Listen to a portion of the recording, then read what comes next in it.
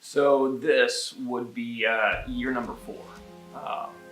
My first 3 attempts have been unsuccessful, and this is pretty much my annual shot at redemption. This is why I Zwift.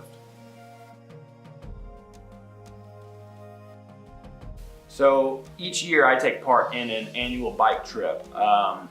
Me and about 30 teammates from our outdoor mountain bike team. We take a 4-day trip into the remote backwoods of the Ouachita Mountains up in Arkansas. This is what I began riding Zwift for regularly, so that I could be in shape for specifically this trip. Unfortunately, I had begun to have some back problems the weekend prior after a pretty hard Zwift race, and my back was locking up. It felt like it was tightened, completely seized.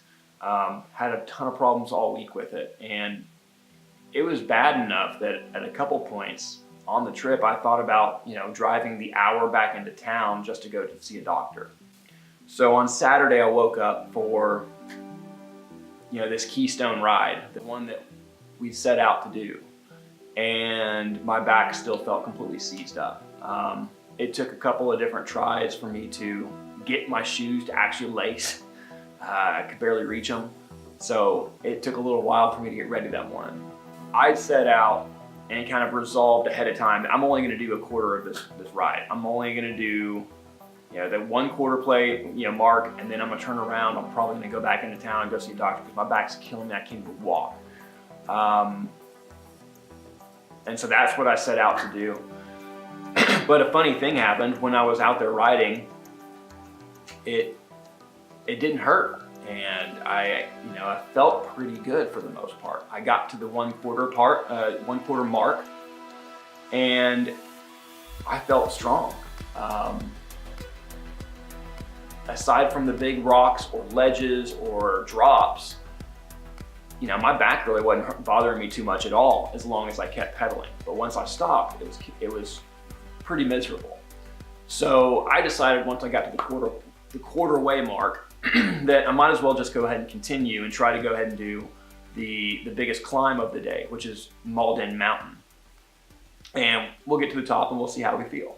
So I'd taken a much slower pace on the day. Normally I would choose to go a little bit faster and stay with the lead group, but with my back bothering me and not expecting to go and do the full push, I just decided to back off just a little bit. At 25 miles in, my legs were in great shape. The halfway point, I reached the lake, grabbed some waters, and we're headed back on the trail because I didn't want to stay and eat with the rest of the guys at the lake because my back hurt too bad. So I just decided to keep riding and just keep the momentum. This trip is what all that training had been for. And I was excited to go push myself and decided right then and there is no quitting on this trip. We're gonna make the lake. And so I set back out, and my legs felt great. I felt strong. My back was in the pain cave, but overall I felt really good. And so I just kept on. That final 25 miles, it seemed like it was almost all downhill. Despite my back aching, my legs felt fantastic. I was hammering out a pretty fast and powerful pace. The Womble, as challenging as it is, it's also very flowing, and especially this reverse section it just seemed to link up extremely well, and I just flew through that. I ended up finishing that 50-mile ride in 6 hours and 35 minutes of total ride time, and that was just shy of about 5,000 feet of elevation. I finally did it. I finally completed this epic ride, this monument ride of my own, the one that I had been working on for all this time. This is why I Zwift.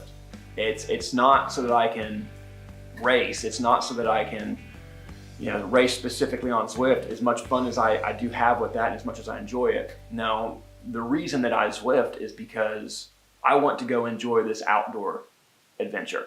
And it makes it more fun when you're actually in shape and you can complete it, rather than getting halfway and failing.